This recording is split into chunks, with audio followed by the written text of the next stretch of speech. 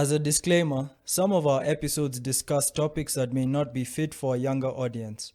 Some episodes also contain some swearing. This show was produced by the Geek Happy Network, constantly curious about the things we love. If you enjoy listening to Represented, remember to subscribe to the show on YouTube or on your favorite podcast app. Remember to leave a review. We'd love to hear your thoughts.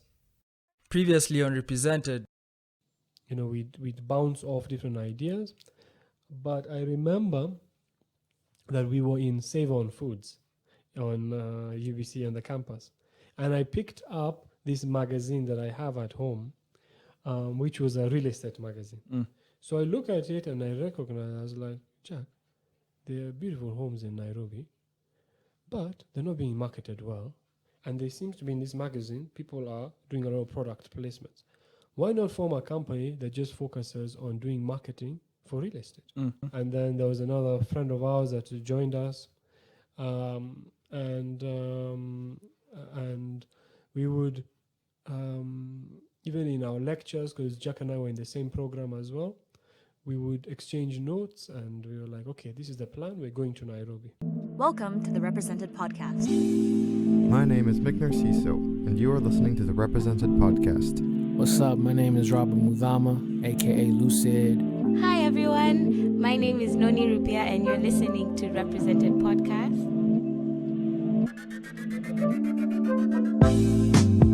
A journey through the lives of everyday people such as yourself.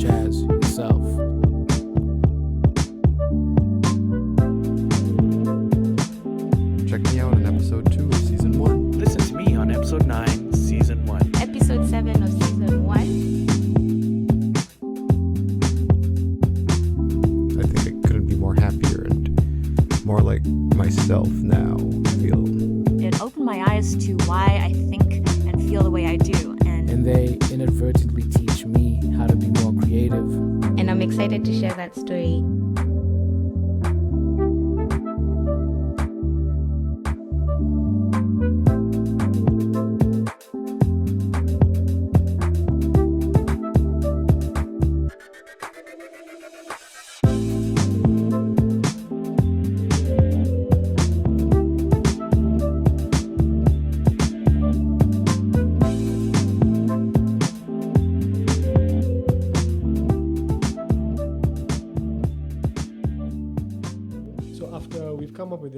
Plan and we were like, we got to do this.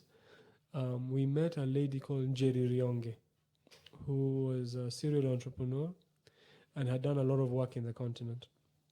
So her story of leaping and taking a jump kept being played in my head. So there was always this feeling that if you want to get what you want in life, there has to be an element of sacrifice or a leap at one point. So I felt like this is probably it. So I remember packing, like it was. I was living with a flatmate called Tay Amate, that you know. Another African from Ghana. What an amazing guy! Like that guy had a vision for Africa, for Ghana, and he was a filmmaker, and he had such an amazing ability to create works of art that told the stories or that opened up stereotypes that revolved around certain groups of people.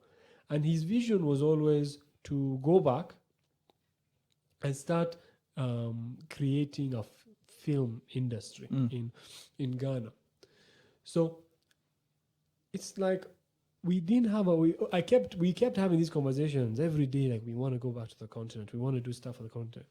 But I don't think we ever had the conversation that, Tay, I'm bouncing.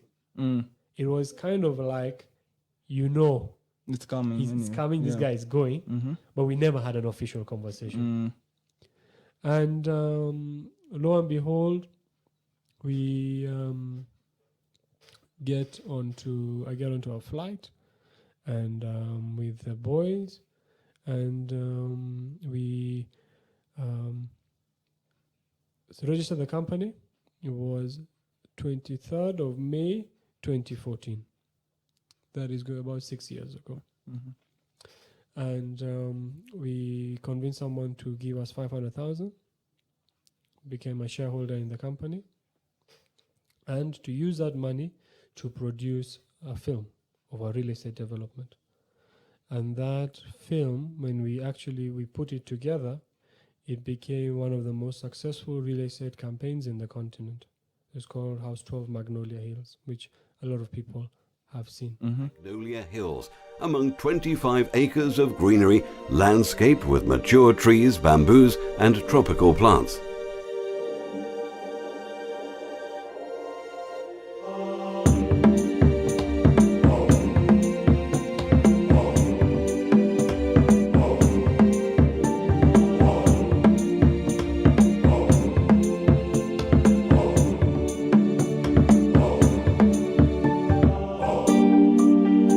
The design of the house is a modern interpretation of life in the Kenyan countryside, where people enjoy brilliant sun-filled days and the beauty of nature.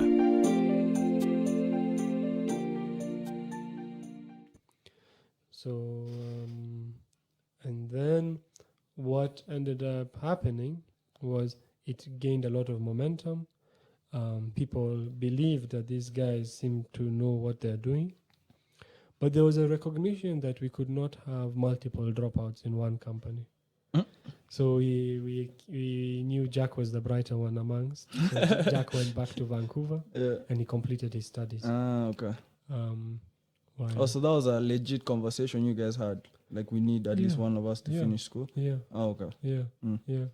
And And what about, I just thought about this, I feel like we left this out. What about the girl you left in Kenya when you went to Vancouver? How did you eventually, how did that play out while you were in Vancouver? God, I think that situation was also give me, like, it was such a painful. I remember she was studying in London, in Stoke-on-Trent in Kiel, attending Kiel University, and I think when I'm in a relationship, I go in with three feet. You jump I jump in. full force, yeah. Which you begin to reckon. That's a different discussion. But you begin to, We can have that discussion here too. Yeah. We'll have it here. So we were in different phases of life, and I think where we were at, especially from her side, I think there was one wanted to explore life. So, like, do you think you are more invested in her than she was in you? For sure. Mm. I went a number of times to London, and I think those trips that I was making there, amidst what was happening in Vancouver, all these things was like a cooking pot. There was pain of leaving a country, confusion, not knowing what you want to study, not knowing what I want to study, yeah. and then there's this woman as well. And that's really, so, like, if I can just pause, because I've spoken to our friends when we talk about that transition when we're all at like 19, 18, some of us are planning to leave the country and stuff, like how confused, because I remember I was talking to Robert, aka Lucid. I was asking him, because he seemed to have a focus when he left, and his focus was music. And I realized that when I was speaking to him, because I realized how unfocused I was. And I think, was also quite the common thread is like a lot of us were just kind of... We just knew we had to get a degree and we had to go to a good place. Exactly. Yeah. And I think there was a lot of that happening with us guys. Very few of us knew exactly what we were doing by leaving home, going to a university abroad. It seemed like a cool idea, but I don't think we took into consideration the full, which is okay. I mean, that's youth, but it's interesting. I think that was a struggle for a lot of us. We just didn't know what we were doing. Yeah. For sure. I had no idea what I was going to. I had no vision for my life. And you're saying, so you're saying it was a melting pot of like... a melting pot, a cooking pot, and I think God has his own way of giving you these challenges and these tests, because there's always a bigger picture. And those trips to the UK, You know, I remember for one trip, I didn't have lunch for an entire month or 2 months. The money that I was using for my lunch, I would save up to be able to make the trip to Oh, wow. to the UK. Wow. And I would say sitting on those train rides, reflecting, asking myself, am I doing the right thing? What is it that I want for my future?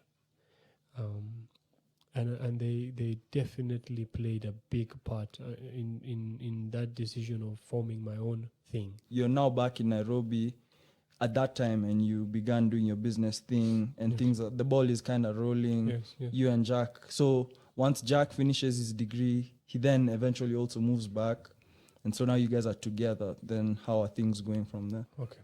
So very interesting. We formed the company. This video goes viral. So now I'm on top of the world. I'm this young 25, 24-year-old, 23-year-old who is gonna be a millionaire soon. and I'm like top of the world.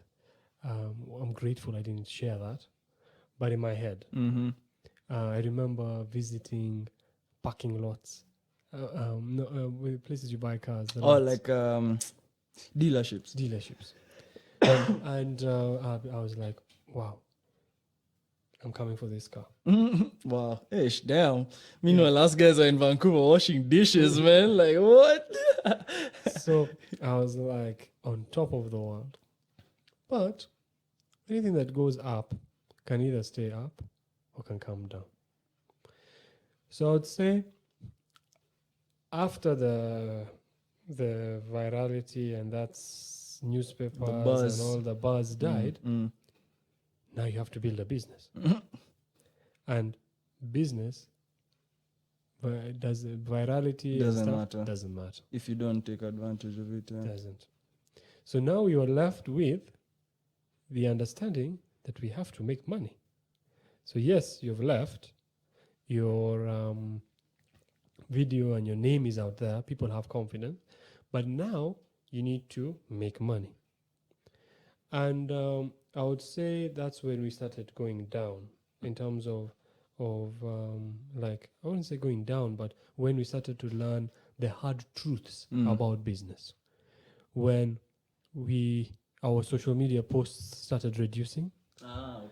And now it was more of beginning to learn practical lessons, business lessons. Yeah. So it was literally, I was back in school. I was back in university. And one thing that I learned is that optimism is very important in life, but blind optimism is dangerous. And the recognition that you always need to understand the truth. Know the facts first, then be optimistic after that. So what ends up happening is that we start losing a lot of money. We hired people. We overhired people. So our payroll in a month was really high. The revenue that was coming in was good, but it was all going either out of the door, paying people off, who might have not added much value. And we had to start literally firing about 8 people. I remember sitting down during around saying, company's not making money. Sorry, you guys have to go. We were working in a property, and we were like, we can't maintain the prices, the rent. We gotta go. And lo and behold, we started very humbly. We were working out of Java Junction and Java Galleria. We would split between because we realized that the staff were seeing these guys are working from one location for too long. That's how we started. We made some money, we moved there. Then the harsh truths come in. So then we go into a simple office and we start creating a framework for the business. So we decide that we will just focus on creating full-fledged marketing campaigns for developments, real estate developments. Actually, before that as well, we formed a company called Black Division, which which launched the continent's first 3D computer game called Nairobi X. Mm-hmm. So that again does a lot of virality. Downloads are coming in. Mm-hmm. But again, simple business lessons had not been learned. So you're able to create products that just blow everybody, but you're not able to harness. So after these things happen, you begin to we go into the mode where, okay, let's start reading. Let's start consulting with people. Let's not be arrogant and saying we know all of it. So we get mentors and people who are around us, start reading heavily, and then with time begin to put structures in place to have some sort of institution that can bring in revenue. So we do that for Zana. Jobs start coming in. And Zana is the name of your Zana company. is the I name don't of the think you company. mentioned. Black Division is put on hold because we recognize that it was not the appropriate time. M-Pesa was not yet as popular as it is. Making money through gaming was difficult. So you can create downloads, but there's no way to monetize. So we put that on hold. So then I remember reading this book by Ray Dalio, and his book is about getting to the truth. He says radical transparency and open-mindedness. This book was so impactful on our business venture because we recognized that there was a lot of fluff around. It looks good, real estate, guys are working with crazy houses, all these things. But what were the truths? So now we had to understand, okay, what's the business model? Are we really making good money? Are we able to pay ourselves? So that book was like a boost for us to go back and start sitting and trying to understand what we were really doing. So with that, we created a framework for the business. Jobs slowly started coming in. And then I would say like the hallmark or like one pat on the shoulder was an award that we had won for best real estate development campaign for a project called Capital M. So we traveled to London, Dubai first, won the award. Then we were nominated for best development marketing in Africa and the world. So keep in mind as I tell you this story, there's a lot of being hit at the back, losing money. It was a difficult time. So it was really happy. It was a great feeling that seems what you're doing or the lessons that you're learning are taking place. And I think after that, our vision broadened and we started reading more, and the understanding that really you're learning every day. And you can learn from your peers, you can learn from mentors, but constantly learning. And slowly the company gained its own feet. And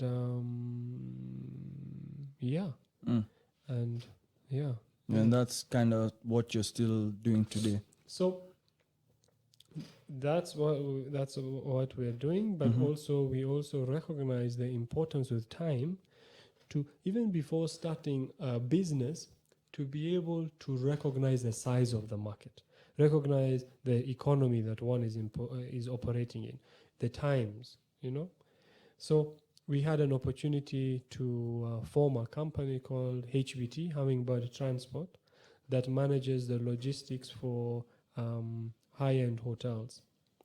So we started with that about 2 years ago, and we are working with tourists. So that's a market that is big, and people are coming, and you're using money, it's coming from outside. So the economy definitely has a part, but you're not getting money from people within the economy. It's coming. So we learned a lot of lessons and began to recognize that we needed to be in an industry where there is size and also there is cash. So that's a venture that really gained momentum and has been growing. And is your main focus right now? Yes. And yeah. Nice. I thought about an aspect of like, I think your life that I think plays a big role, which is like your relationship with your family, which I don't think we've talked much about, but like you have a small brother who I feel like you guys are very different, but like he's now in Canada studying and stuff, and he's going through his own thing. So are there things that you think he benefits from learning from your story? Sure. Do you help him out? Like, For sure. I think there are two sides actually. One is the ability for us not to force anything on him, for him to be free, to really begin to have his own journey investigating what he wants to do with his life. So right now he's in his 4th year at University of Toronto. The university I got rejected. So that is quite inspiring. He will be the most educated person between the two of us. And I would say that Artin is a guy with a big heart, very loving and very caring, and always thinking about people around him. And I think another thing that he could learn is from my relationships and just recognizing that the countless amounts of time that we've spoken, and I think he could definitely maneuver certain challenges that I've had. That's a benefit of having a big brother, because I'm a younger brother, so I can attest to like, even when you're not thinking about it, your older brother's like journey kind of informs how you're making decisions. Yeah, for sure. And I know he will be a guy who will have great impact on society. He'll be a thought leader in whatever he decides to do, because inherently he's a person who thinks less about himself but more about others. And unfortunately in today's world, it's as if with the self-care and all that stuff, which I agree is important, there has been an overemphasis, I feel, on the self. And it's something that I have had my own battles with, because I've always felt that yes, it's important to prioritize yourself, but not make the whole world revolve around yourself. And I see with Artin, I feel that he has a fine balance, that he's able to know what is good for himself, and also be committed to working towards the advancement of society, which I think is also informed by our religion. Okay, that's interesting. Do you have like, are you a long-term thinker, short-term thinker? Like, do you have immediate plans for yourself these days, or are you kind of like living a day at a time? Or very good question. So I think I'm a long-term thinker, and I make decisions for the long term. But I think what I've learned this year, especially in my business journey, there's a quote that says, "Walk the mystical path with practical feet." So the recognition that as much as you have long-term goals, you need to survive in the present. You have to make decisions day by day that meet your long-term goals. So I think there has to be a direct correlation between the actions that you do every day with the long term. And there's another quote that says, what you do every day is who you are. So if you look at your own actions in a day, those actions form a culture and they form a habit. So the important thing for myself that I've been trying to do is to recognize what actions am I doing and what implications will those actions have on my long-term objectives. And I think that the book, Principles by Ray Dalio, there is the importance, which I think has been a difficult process, but I've been doing with the boys, is to see what are my challenges, what are my strengths, especially the challenges. Because when you know what your challenges are, if you look at the pattern of your mistakes, then you know what the weakness is.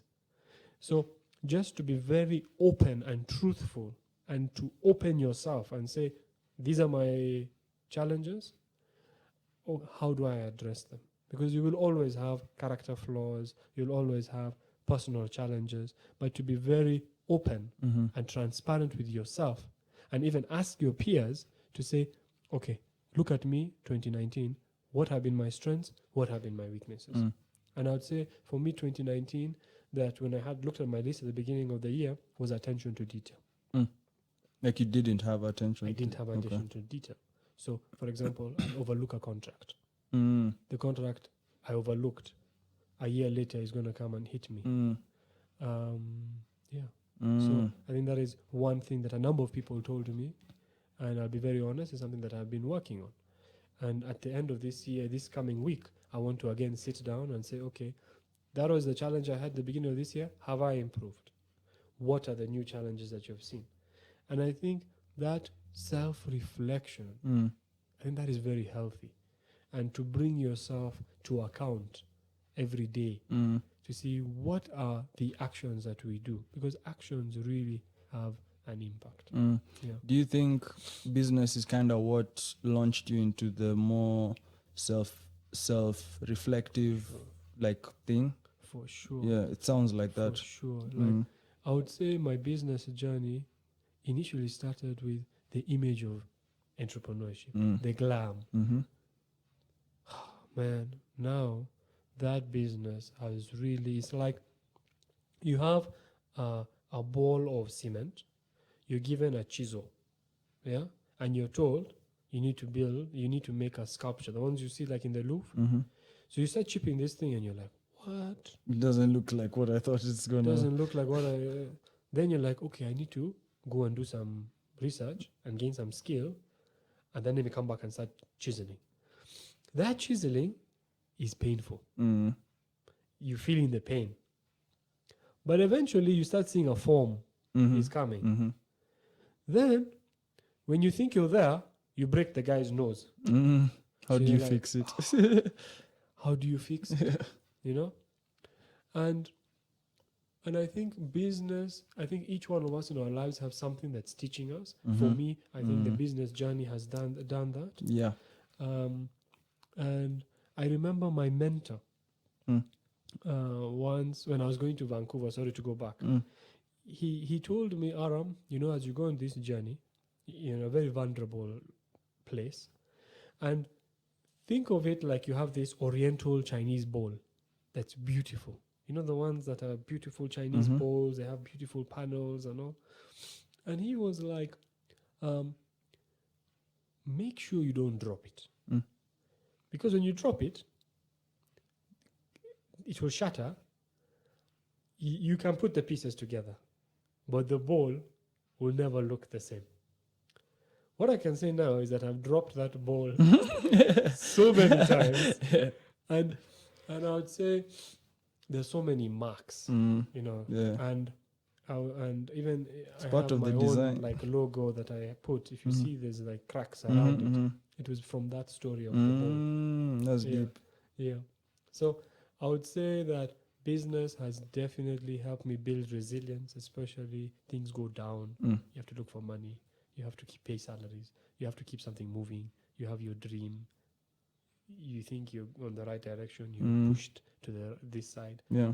So I would say it has played a significant part. I think when you're talking about it, I realized for me it's probably fitness. And fitness is, I think I approached it in a similar way, just like most young dudes do. It's kind of like, muscles, chicks, wear small t-shirts, you're easy. But then it's like you get injured, you realize like your ego is playing too much of a part in it. Then like you physically, you break your body, like you're saying, like you break the dish, but like this one you're breaking your body and you're like, damn. I felt so good when I thought I was lifting the heavy weight, but I ended up messing up my back. And so it's like your ego versus what your real goals are, and like you're negotiating that whole, and like chiseling, literally, that's what you're doing to your body, you know? So it's like you learn so much about yourself, resilience, like you said. So I think there's always that one thing that I think everyone has that thing that teaches them by force, because that's the thing you're putting your all into in that moment, and it's inevitably it has to show you who you really are at the end of the day. That's really cool. So like what are some of the other things you're passionate about aside from business? Like what? It's a good one. So I would say I'm passionate about child education. The understanding that if you give somebody an education, especially a moral education, then you build the foundation for society. Something else, again, in education that I'm quite passionate about, and it's weird I'm saying this as a dude, is female empowerment. Because I recognize that the prime educator of society is the mother. And the understanding that if you educate a young girl, then you have potentially educated 2 or 3 other people when eventually she gives birth. I'm also very passionate about football. Unfortunately, 2 years ago, I damaged my back. Yeah. Just Man, can we talk about that? Because football, at some point, it seemed like football was the only thing that existed for you. That's so true. Yeah, we need to talk about that. Because when did football begin for you? It started in actually year 9. I was this fat kid. And I remember just standing by the football field, and there was this guy called Sofian. Sofian looks at me. He's like, "Do you want to play keeper?" And in my head, I'm like, "This guy is the star in the school. Like, he's the best footballer, and asking me to go be a keeper. Wow, what an honor! I'll go do whatever I want." Whatever he says, yeah. I quickly look around. I see there's a yellow shirt. I still remember the yellow shirt. I go and I started sitting the post, and then suddenly a shot is fired. I make a save. Everyone's like, "Wow!" Then a penalty is taken. I save a penalty. So now it moves from that kid that we asked to, "Hey kid, why don't you come for practice?" So then I start going for practice, and this really, actually, I don't know why I didn't talk about this. Really it becomes a big part of my life. It was a huge part of my life. Yeah, I mean, I care nothing about football. I've never cared about football, but these guys growing up, Aram and like other friends of ours would damn near kill each other every morning, arguing over which player was bought, over which goal was scored, and it always used to confuse the hell out of me. But you guys would connect on soccer in such a deep way that I wish I could be there, but I just could never. It was so interesting. Yeah. So then I became really good at it. Lost tons of weight. I became really thin. Became the football captain. And then I played for a club called Ligindogo. Went to Spain. Remember we went? Yeah. Okay, we can't just gloss over where we went to Spain. Like, what do you mean we went to Spain? So like there was an opportunity. You know what happened, bro? Some Spanish love. Deeper than rap, man. There were many reasons as to why that trip happened, but you happened to explore, I guess, your passion more with like people from a country that's all about football in Europe and stuff. Yeah. That, and then I went for a few trainings. There was an opportunity to play, but it didn't work out. And I think you're right. I did think my future would be as a professional footballer. If you asked me, I would have thought that's what you were going to pursue. Yeah, you're right. Yeah. And the funny thing is, my justification for going to Canada as well, when I think about it, I was like, maybe I can play in a Canadian football team and get into MLS. I remember you saying something like that. Because even MLS, I think I never heard about it before you started talking about it. Yeah.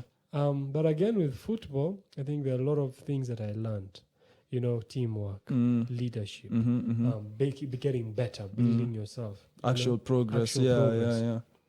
And so I would say football is a great passion, and also in the future, creating a forum where people can receive some sort of sponsorship to go and pursue professional careers in football. And then also fitness, myself. Going to the gym, I don't look like nowhere close. But I think mentally, the thing for bettering yourself and knowing that when you treat your body well, it's self-love. Yeah, really. Which is the important part. Yeah.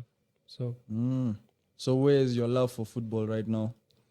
you know, the sad thing, in terms of giving people the opportunity is there. But the same passion and zeal that I had, even watching, I barely watch football. Oh, really? Yeah. Damn, I would have never seen that day coming. Yeah, I was telling my friend Joe the other day, I was like, bro, I can't remember the last time I watched a full football game. Wow. Yeah. Damn. Yeah, so things Man, change. you used to go to like the most random places to watch football, and I'm like, what Local is this bars. guy? What life is this guy living, man? And you don't drink or anything. So I was like, man, you must really love football, because you're going to places where like there's gonna be drinking, and that's crazy, man. But I mean, it's all part of the process, I guess. For sure. But I found that really interesting. So like right now, as a person, like, what's important to you? That's a very powerful question. I think as I'm getting older, I begin to see the importance of having meaningful and happy relationships. And also getting to a point where I do want to work towards building a family. And you know, I feel like my journey the last couple of years has been so intense that I've not been able to really treat myself. Like, I feel like you've been focusing outward on business, other people, but to build a life of happiness and joy for Aram. A life that is full of excitement, a life that is loving, and having really a family, I think, is just to be in peace. And I think maybe I link family, all these things to peace. I think a period where I can recognize there's a lot going on, but I'm not running. You're detached I'm from detached. the... Yeah. I think detachment is you've said it. I think being detached, you know, and really focusing on becoming a better person, not being defined by my work, which I think I've done great. I've improved that my identity is no longer formed by, for a long part it was my work, but to recognize that there are other areas that need to be worked on, you know. So I think peace is what I'm looking for, tranquility, healthy relationships, both with the person romantically and also with my friends, and ensuring that we are all there to support each other and to grow and to have an impact on society. Yeah, man, that's super cool. And I think that peace is a big one. It's simple, but it's also one of those. I think everyone is kind of looking for that. When I talk to people that we know, like our friends or people our age in general, it just seems like, or maybe it might be just a youth thing, who knows? But like, we're always so focused on all the stuff you are saying, and it's always so outward, and not enough people, I feel like, give themselves that time to go inside and then find out like what about me, like not what do other people think about me, but what about me when I'm alone, how do I feel about myself, and like that's definitely one of. And I think for me, living in Canada and kind of having to fight through the like, okay, I made the decision to come here, so I have to do what I came here to do. Having to fight through that, I think was the key for me. Yeah, that loneliness, and then that like the sadness, the brokenness, the being away from family and stuff, that like you break down. Actually, your journey has been a struggle. Yeah. And it's many people, man, like that. I always ask people about their diaspora journey, because I find that the people who make that decision to leave the country, it's a different kind of mentality. And not because it's better or worse, it's just like you chose to leave your home. So either you know what you're doing, and if you do know what you're doing, you're going for some, like you're really working towards something, because like you decided to leave your home. But if you don't know what you're doing, it's like, man, that's another layer, because it's like now you're gonna go there to get confused, and you somehow have to find yourself through it. And if you lucky for you if you make it back around, But like we've noticed, there's people who don't. There's some people who don't. There's people who get lost in that lose whole their thing, lives. lose their lives, and it's like you never get that opportunity to come back around. But that leaving home, it's such a, I think, because it's such a forceful, like you're literally cut off from everything, and like you're loose, you're literally floating in the air, and like now you have to find. Whereas if you stay home, there's always that security, so the decisions you're making are always so secure and stuff. Yeah. But being removed from home is so, but it always makes for such an interesting story, which is why I always ask people about that journey of making that decision to leave, because it's not a small one. Even if you didn't stay there for many You're right, years, bro. it was still, You're right. you know what I mean? Like You're it right. has a big impact on You're your right. life. And Yeah. I think sometimes we downplay it. Mm-hmm. Like, honestly, this session, I feel like I've been in therapy. I'm Like, glad. I feel like I have such high levels of suppressed thoughts. And I have downplayed my journey. Even I can't remember the last time I talked about my story. Mm. You know, like I've avoided it. Like even people ask, or if someone wants to write, just avoid it because. But hey, when I listen to myself, Yeah. I'm like, You have a life, man. have a Like, life, yeah. man. Everyone out here has a life. So it's like, and we all make decisions based on similar things: anxiety, fear, like love or infatuation, all those things. I feel like this podcast is about creating that space where we can talk about that. Like I said, we've grown up together, and it's always interesting to kind of hear your perspective of it, because I've been watching from this side and I have my opinion, but then to hear it from you is also really important to me. And thank you for sharing your journey so far. I appreciate you so much for making the time thank you. and sharing everything. Is there anything you want to like promote with business and stuff? Anything people can look out for? I think one, I want to thank you. I didn't think this session would have an impact on myself. And I think the beauty about this podcast is I see it coming from a very genuine place from you. I've not felt the commercial sense, which I'm sure in the future it is possible and it will happen. But I think what I really admire is that you have created a very safe space, and it comes from a selfless place. And I'd say from myself, maybe words of encouragement to people is that you begin to recognize that everyone has battles, but it's the ability to pick yourself up, to keep jumping. And an analogy was given to me last week that sometimes if you're in the ocean and there's a strong waves, don't remain still or the wave will crush you. Be fluid, be flexible, see the wave coming, jump, And I think that's life. Recognize that things are going to hit you, but be flexible. Don't be too hard on yourself. And I would say one thing, when I really sum up my life so far, it's a short one, is the ability to dream. Eleanor Roosevelt said that believe in the beauty of your dreams. And I think everything starts from dreaming. And then take practical steps to ensure that those dreams are met. And I think that those are the words that I would leave to people. And really, anything that you want for your life is possible. But there has to be hardship. There has to be pain. There's a prayer that it's called the fire tablet.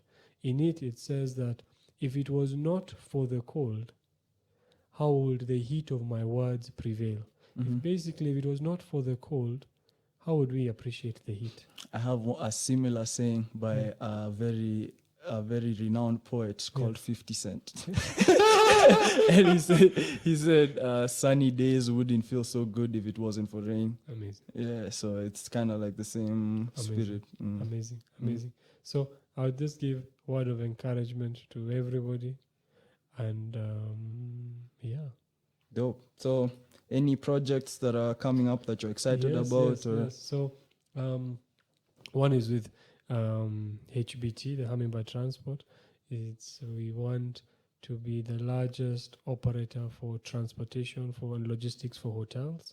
So your prayers will be appreciated. We have a side company called Kifaru.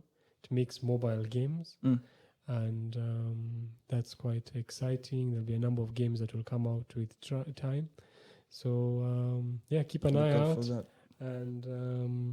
And I think we'll just end it there. I have nothing more to say. Yeah, thanks for coming, man. If you'd like to get in touch with the Represented Podcast, feel free to hit up @RepresentedPodcast on Instagram or email us at representedpodcast@gmail.com. This show is hosted and created by myself, Kanyeki Kamawe. Editing by Lucid and myself. Video directed by James Kamawe. Video editing by myself, Kanyeki Kamawe. Intro music by Lucid and Mari Narciso.